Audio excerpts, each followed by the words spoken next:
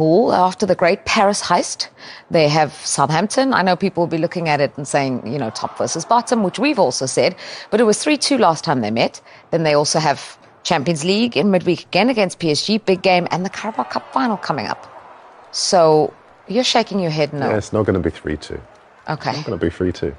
I mean, this Southampton side, they score the odd goal. They're shocking defensively. They've got the lowest XG in the Premier League. Liverpool have scored 2 or more goals in 25 of their 28 games so far this season. Mo Salah scored 50. He's been involved in 52 goals, as everybody knows, 30 in the Premier League. He had a quiet game in midweek. He will want to come back and get some more goals and assists. I think he's had at least one of each in 11 of the last 13 games. The numbers come out of your ears to tell you that Liverpool are going to pulverise Southampton. Will he play, Mo Salah, you think? I think he'd want to play. Yeah, definitely. I'm youth manager, so you'll know what I mean when I say this. And all our viewers will as well.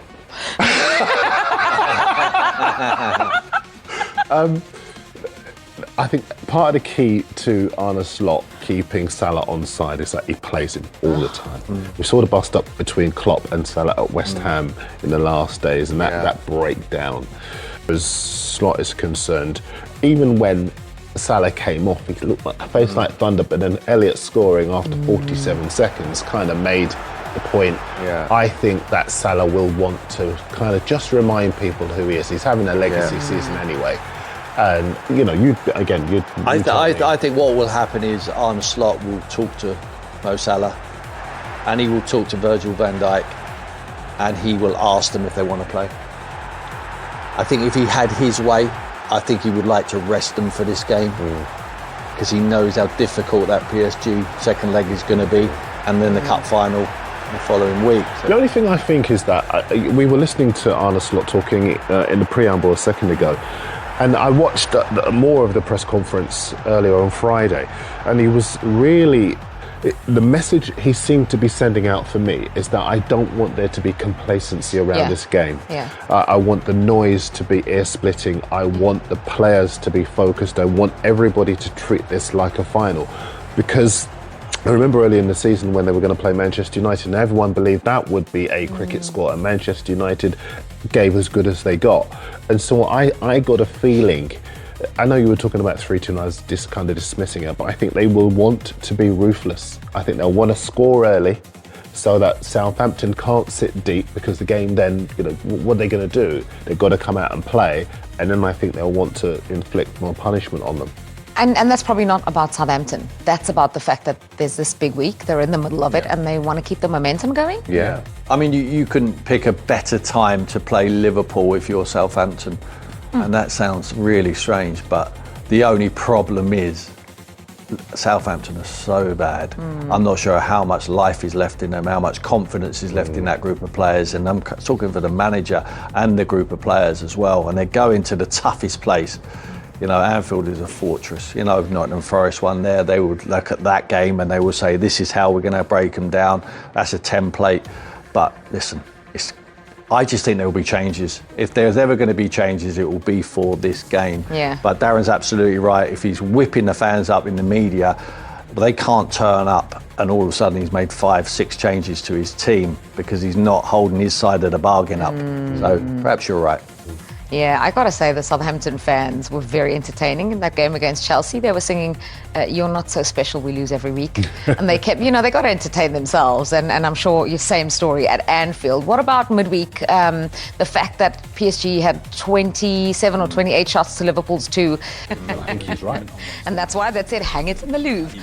Liverpool, Southampton. Liverpool 4, Southampton 0. Liverpool 6, Southampton 0. Saving shots. It's probably one of the most important things a goalkeeper has to do. No, I think to become the best goalkeeper in the world, you sometimes need to make saves that others wouldn't make. And I think he had one or two of them Wednesday. Yeah, Wednesday it was. And in general, it was a bit exaggerated talking about 27 shots. He didn't have to make 27 saves, but he had 2 world-class saves in big moments for us. Because if you go 1-0 down, then the game would even be harder than it already was being 0-0. You've made a point a few times this season of saying that not often have you got more than you deserve. I just wonder, is Wednesday an example of that turning around a little bit and developing the opposite kind of habit, which could be crucial now in maybe delivering 3 trophies? That's a long question, but I leave the little bit out, I would say. We weren't a little bit lucky. We were really lucky. But, as Michael Jordan said once, the harder you work, the more luck you have. And this is the biggest compliment you have to give the players. They've worked incredibly hard, and I think even the second half, we didn't control ball possession. We were not the dominant team at all, but we controlled them better than in the first half. And that also has to do with the players being able, if you were 45 minutes, the other team had the ball a lot, you had to defend so much, mentally so strong and physically so strong to come up with the second half performance with not giving away that many open chances as we did the first half. And even scoring a goal on the counter-attack, that shows you how mentally strong and physically strong these players are. Again, though, I mean, we talk about situations like that. There's a saying in English football that your name is on the cup when you have situations like that. Do you look at it like that and think that this is that mentality, that ability to get over the line when you haven't been necessarily your best performance of the season? How crucial is that when you're going for trophies on all 3 fronts?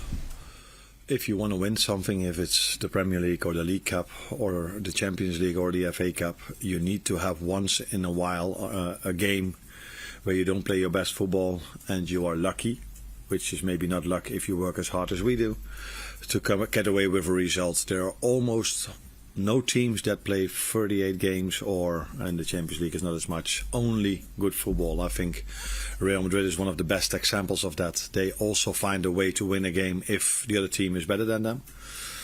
And that's what they did, but I'm not looking at all at the Paris Saint-Germain game anymore. Our full focus, my full focus is now on Southampton, which is the first of 3 finals to be played in the upcoming week. And therefore, how much is Wednesday taken out of the players, and how does it impact then team selection? Because obviously there is that second leg to come, and then there is a cup final against Newcastle as well. Yeah, but for me the one against Southampton is by far the most important. Not only because it's the first one we play, but it is a very important one for us. So if I make the choice to play other players, that is because I think that's the biggest chance to win the game tomorrow, and not because I want to rest them for the game against Paris Saint-Germain. So the only way I make a change is because maybe it's only 2 days in between. And then I might feel that playing someone else is a better option because we have many players that are of equal quality. But that then only has to do with us getting a bigger chance of winning the game against Southampton than it has anything to do with the Paris Saint-Germain game. Sure. Morning, Alan. What goes through your mind when you are deciding team selection? Because I know the old cliche is it's one game at a time. But in your mind, do you actually probably know your lineup against PSG and the cup final? Do you think that far ahead? No, not as much as you might think. Of course, you do know what to expect now from Paris Saint-Germain. You do know what to expect from Newcastle. But for me, the most important game is the one against Southampton. And if there would be 3, 4, 5 days in between these two, the last game and this one, I would have probably started the same 11 again, even if there was only 2 days in between for the next one. But since there's only 2 days in between, and we had to fight really hard, and it's not the first game after being 3 or 4 weeks out. It's probably the 50th game in 3 months. I don't know how many. So you take that into account, but you take the quality from the team you face, you take the form of the players, you take how fit they are, which players are best, fit best together. So if you look at, we started off with Lucio and Diogo, where Diogo is a type of player, 9.5 for me almost. He's almost a midfielder as a striker. And then I finished the game with Curtis, who's a midfielder from the left, and Darwin, who's more of a real 9. So these combinations you look at depending on the opposition and the formation of the other team. The good thing for us is, because you guys are till now only focused on Paris Saint-Germain, is that Southampton has the same formation if they have the ball, as Paris Saint-Germain has. So now we need to do much better without the ball, so to press Southampton than we did against Paris Saint-Germain. So it's another good test for us. I think only Nottingham Forest have used fewer players than Liverpool in the Premier League. Do you like having a kind of tight squad like that, or in an ideal world for a manager, would you have a bigger squad? I see the advantages of playing mostly with the same team because they get used to each other, so that helps. But I also am aware of the fact that you cannot play a season with 11 players, so that's why you saw sometimes players rotating. And I don't do this with 20 or 25, but mostly with 14, 15, if possible. And the other ones don't always get the playing time they deserve. I think Harvey Elliott is a great example of that. He's done so well for this club. He trains well, but he's in competition with Mo Salah and Dominic Szoboszlai. And now, I don't think Mo was happy that I took him off 5 minutes before the end, if I looked at his body language. And there's a reason for that, because he is a player that can score a goal for us, even if he's not even playing his best game. That's why I hardly take him off. Now I did, and Dominic Szoboszlai is, you could call him a machine. Every time you play him on the pitch, he's the one that runs most. And that's it makes it sometimes hard for Harvey. That's why I like it so much how he did when he came in. Only 5 minutes. Some players are sometimes frustrated if they only get 5 minutes, but in our team it has never happened. Maybe once or twice. But in general it never happened. Yeah. You mentioned Mo Salah and his body language there. I just wonder, does the hunger of some of the more senior players in the squad make rotating and making those substitutions difficult for you? To be clear, that is not the headline that Mo was frustrated. I could see that he would have preferred me not to take him off, but his behavior was completely normal. He shook hands. He just probably thought maybe there's one chance to come and I will score that one. And to be fair to him, he always does that. So people now say, a good substitution because Harvey scored. I think if I ask him, he would tell me if I would be there, I would have scored the same ball as well. He had a completely normal reaction, but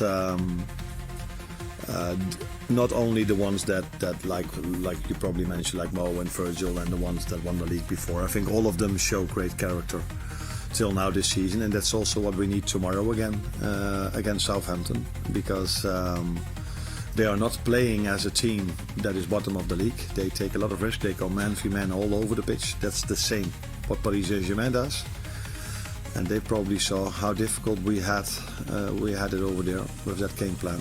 So I'm expecting the same for tomorrow. It's another game where you'll be managing not on the touchline. I just wonder, from the game you played previously against Newcastle, I know a lot of managers have spoken in the past that sometimes they get a good tactical view from up there. They analyse the game maybe a bit better. They like to spend time both up there and down on the touchline. Just wondered what your view on that was and how you sort of saw the game last time. Yeah, I think I have the same opinion. The only difference between now and 5, 10, 15 years ago is that we have all iPads and MacBooks on the sideline, so we have the same view if I look at that screen. So it's not necessary to take a suspension to have a great view. The view is better, but I always feel that if you're down the line or at the line, you feel a bit more the emotions. You feel better the strength of both teams. If players are tired, yes or no, then if you are up there, the game goes a bit slower. Where I'm sitting tomorrow, it's an easy game to play. But if you are standing at the same level, everybody will say, "Ooh, it's harder to play this game than I expected when I'm sitting so much higher." So. It's not ideal, but I said before with John, I think I have a very good replacement. He did so well at Ajax Amsterdam, and he did really well in his first game in charge as well. Just go back to the goalkeeping situation. Alisson's been the long-held number one here for such a long time. You signed Mamardashvili last summer to come next year. Is it important to keep providing that competition for Alisson to keep getting the best out of him? I'm not saying you're not getting the best out of him, but with him being number one for so long and being almost unchallenged, Does he need that competition to keep him at the highest level? Yes or no, because he has great competition with Queef Keller now as well. So if that is what drives him, then maybe it helps him to have such a good number 2 behind him. But I don't think he needs that. He's just a top professional like all of the boys over here, and they know what it means to wear this shirt. You have to bring in top performances, otherwise you can't play for this club. And you always know if you are here, if you're a midfielder, an attacker, a defender, or the goalkeeper. If you don't do well, there's someone else that can do the job for you. If it's Queef, we also have Fidjaros, which is a very, very, very talented goalkeeper as well. So goalkeeper-wise, we're in a good, in a good. How do you say this? In a good, good place. Yeah. And you sort of touched on this already before, but after the PSG game, I guess you have metrics that you measure the physical exertion that players have, but how do you assess sort of the what's taken out of them mentally in terms of the pressure they were under in that game and how they dealt with it? Do you see that sometimes it affects them? That's difficult to measure, but that's definitely something. That's something you also feel when you are at the touchline, and it's definitely something you take into account because you can only look at the data, and probably then they've run just as much as some other games. But there's a difference if you have 70% ball possession, or you have only 30% ball possession. That means the runs you have to make are more from a negative mindset. If they have the ball all the time, it's not as nice as if you have the ball yourself. So you do take that into account as well, and of course 3 or 4 months without any break, you take these things in account as well. But that's why, of course, I was not only happy with the goal half he scored, because that gives us a good advantage for the second game, but it mentally helps, of course, a lot as well to score that goal. So we're in a good place. But, like I said, 3 finals to be played in a week. Again, after this one, with only 2 days in between. Yeah, a week to look forward to for every Liverpool fan. And I know if the final is there, and everybody is already talking to me about how the atmosphere will be on the Champions League night. But I truly hope that our fans will be at as loudest tomorrow, and not in the final, and not against PSG, but tomorrow. So is that because of the position of this game between those 2 ties? It's almost like people take it for granted that Southampton bottom of the league, it should be easier for you, but that's where the danger lies in this match.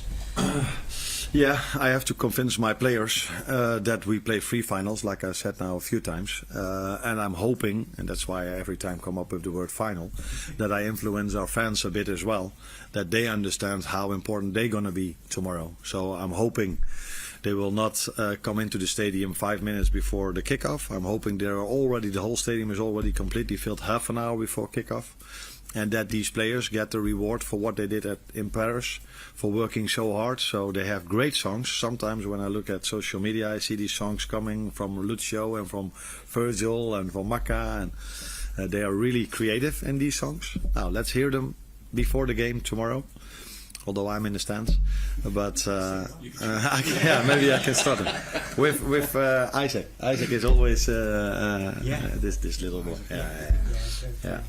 Maybe, yeah. Thank you. No. Firstly, Arne, I wanted to check on the status of Cody Gakpo, how close he came midweek, and is he available for this game at the weekend? He didn't train yesterday yet, so let's see if he can train with us today. Again, close call, and that will probably be, it's not a long-term injury, but yeah, he still had a bit of pain yesterday, so he was not able to train. Let's see where he is today. So I can't give you the answer yet. Okay. And with the game against Southampton, the last time there was a relegation-threatened team came to Liverpool was the Wolves game. Liverpool got themselves into a very good position in the first half. Then the second half kind of relinquished that position a little bit. Wolves had 10 shots to Liverpool's 0. If you're in a similar situation in this game, do you know what you need to do to maybe maintain that dominance for the whole 90 minutes? Now we have to act differently than we did in the second half, but it's not always only up to us. It was also the quality of Wolves, and I think they have a much better season than the league table shows you. But we're not here to talk about Wolves. We're here to talk about Southampton, and it's also a team that takes a lot of risks in their pressing.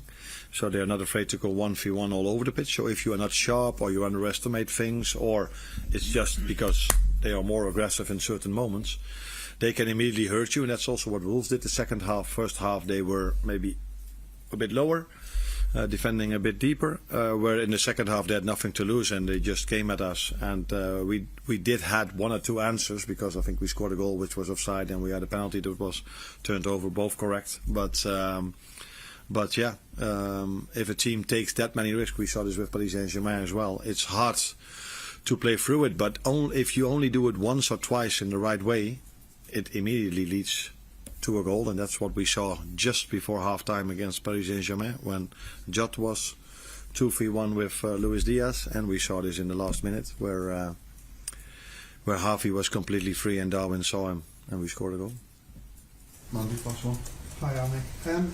You mentioned luck earlier. Do you think things have gone in Liverpool's favour this season when you consider things like injuries to other teams and so on? If you think injuries are only a part of luck or bad luck, then we've been lucky. But we try to believe in the fact that we try to prevent them from a certain way of working. So that we don't have many injuries, I don't see that as luck. I see this as, first of all, top professionals. Our players do everything to stay fit, and second of all, great facilities and a great staff. But yeah, you need to show this over a longer period of time to consider it luck or bad luck. So if we can continue doing this for years without many big injuries, then it's probably also quality. Although you cannot go through a season in the Premier League and in the Champions League and all these cups we play in this country without any injury. I said it before, Diogo Jota has been out for 3 or 4 months without a start. Alisson Becker has been out for weeks, maybe even months. Trent has been out, Conor Bradley, so Joe Gomez is out now for 3 months. So we also have our injuries, but yeah, you cannot go through a season without an injury. It's more the amount of injuries that you hopefully try to prevent. And it could be luck, but I hope that we do things in the right way. That it's not only luck, but it's also doing things in the No, we are all good. Thank you. Lallana okay, Bree okay, Carl Walker-Peters all okay? Yeah, everybody okay. Great stuff. What are your thoughts on this game? It's top against bottom, the best team in the Premier League against the worst team. They were really best this year. Like the difference of 30 points with Arsenal, it's true, because they play great football, and we know that that will be tough, very tough game for us. Is it mission impossible? No, it's never mission impossible. We will try to do our best, and we will see. Seriously, how do you think you can hurt Liverpool though? No, before the match I'm always optimistic, and then after maybe I think differently. But before match I always see like possibility to do something good. Even after what happened at Chelsea and against Brighton? Even after these 2 games. It's being reported that you won't be Southampton manager at the end of the season, even though your contract suggests you can manage here into next season. Is that your understanding now?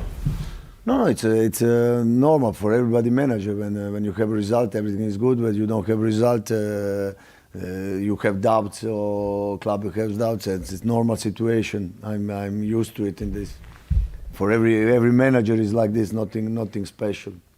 If Southampton are relegated and that's coming fast, do you really think you will be the manager here next season? No, like I said, I don't know. I live like this moment. I think about Liverpool and not about what will happen for 1 year or in the future. I can do my job, try to do my best, and that's it. How do you think you've done so far? Because 9 defeats in 10 Premier League games. Not good. No, I did not good, bad. Why do you think it's turned out so badly? No, I think lots of situations. I think there is everybody fault a little bit when things doesn't go well, and I think that's happened But if I think of my job, of course, I'm not happy and I'm satisfied. I expected much more. Yeah. Are you disappointed the team just hasn't responded to you? No, like I said, when things went wrong, everybody's fault, not our team or me or club, or it's a fault of everybody. We have 9 points, it's fault of everybody. With Russell they did 5 and then 4. It's everybody faults. No, my faults, other faults, and it's not important to think about that. It's important that we prepare the game, that we do our best until end of season, and then you will see what will happen. Yeah, and there are 11 games left now. What are your expectations for the rest of the season, for the final 11 games? I expected that we are much better than last 2 games. I think that we did some really good games, maybe a little bit unhappy. Really bad game, I think, against Chelsea. Even we did some good things, and it's a incredible difference between us and Chelsea, and it's normal for us to lose. Even 4-0, but I don't want to repeat the Brighton game. I think it was the worst game that I'm coaching. Yeah. What do you say to Southampton fans who might even say we want to change now, and what's the point of carrying on with you now to the end of the season because Southampton are going down? No, nothing to say. I just think that they are great. They're great fans, great. I never saw things like this, that you are in the bottom of the table and that they support us and that they are optimistic, positive and everything. And I can just say thank you to all of them, nothing else. Tyler Dibbling is obviously one of your star young players. He's only 19. He's been linked with a lot of Premier League clubs. What would your message to those clubs be? No, I think that this team, Southampton, we are full of young players. The first year in Premier League, that Howard Bellis, that Leslie, that Mateus, Fernandes, that Dibbling. There are lots of players that are really young. That is first year in the Premier League, and it's not easy for them now to be like really good, but they will be in the future. Dibbling, it's a great talent, 18 years old, and we will see in the final when everything finishes what is best for him, and he will decide, of course. He's showing no interest though in signing a new contract, and relegation is coming fast. Do you think seriously he'll be here next season? I don't know. Is there going to be a fire sale of Southampton's best players, do you think? Even that, I don't know. This is the club decision. Just finally then, on this game at Liverpool, what can we expect? What's your message to the fans and to the team? I don't want to repeat Brighton game, and I think that we have to be much better, much more focused. I can say that when we have like our defense, we were much better with Jan, with Howard Bellis, and I didn't have to adapt nobody there in the defense. And now everybody is coming back, and this is the good news for us. Thank you. Okay. Hi. Hi. You said how you see it going against Liverpool, but how do you approach a game away at the league leaders? How do you approach a match away at the league leaders? No, it's when you play against Liverpool, it's like just sometimes it's where you want to die. You know, if you do some things, they will find another way to beat you. If you are low block, they will find the way to beat you. I think we have to be perfect in the both things. Sometimes press, sometimes low block, and we will see. And we have to play good. And you said what your expectations are for between now and the end of the season in terms of what you hope to see. But what are the aims of the team, do you think? I think that we have to grow up. Like I said, we are not experienced team, we can say. I really think that we have 7-8 really good young players, and they have to work hard with the oldest one. They have to fight for the club and do good games, and that's our aim, our goal. You want the players to be more focused. How do you, as the manager, get them to be more focused? No, only Brighton game I was disappointed. Every other game I think we competed, and there is a difference between us and maybe others, or this is my feeling. Against Brighton, we lose Bednar, we lose Howard Bellis, we lose important players, and we are not competing. We are not be competitive that game. But in other situation, I was quite happy with the focus, with concentration.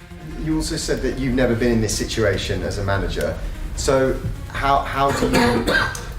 You've never been in that situation. How are you with the players, and what have you learned recently in order to try and help the situation? I think there is a few managers that have been in this situation like I am now with 9 points and only 11 games until the end.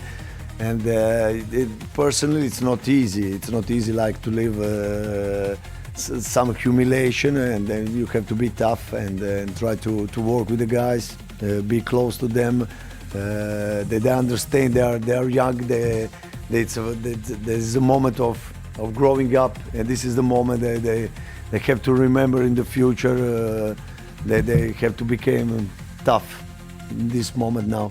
Just lastly, because there's so many young players, is it almost even harder to keep the mood positive? No, it can be harder, but it can be easier because they're young. It's new experience. Their first time in Premier League. Most of all of them, they will play against Liverpool, the best team in England. I feel for the first time.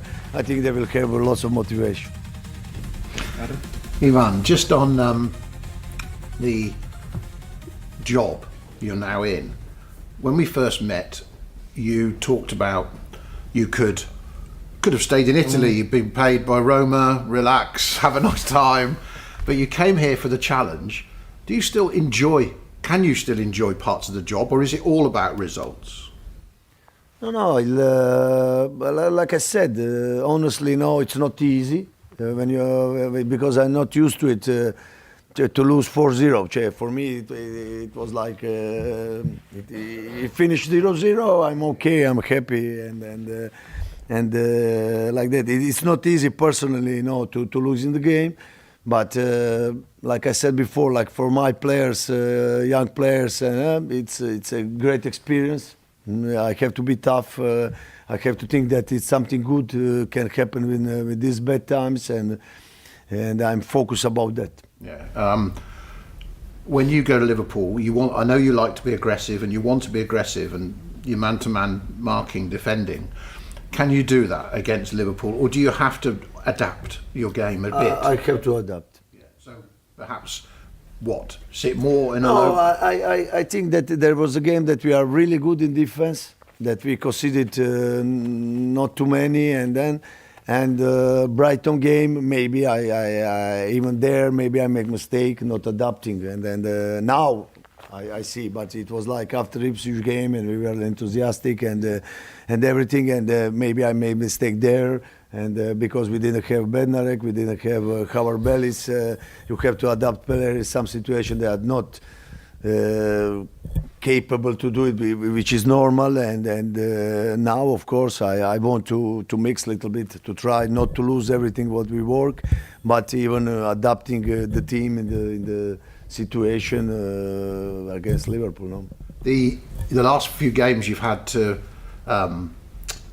try and make things work with defenders missing, and in the last two games you've had no Bednarek and needed a rest. Howard Bellis coming back, Stevens has been out.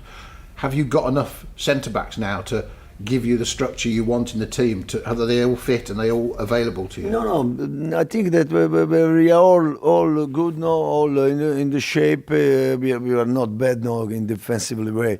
And last two games was Brighton especially was disaster in the defensively way.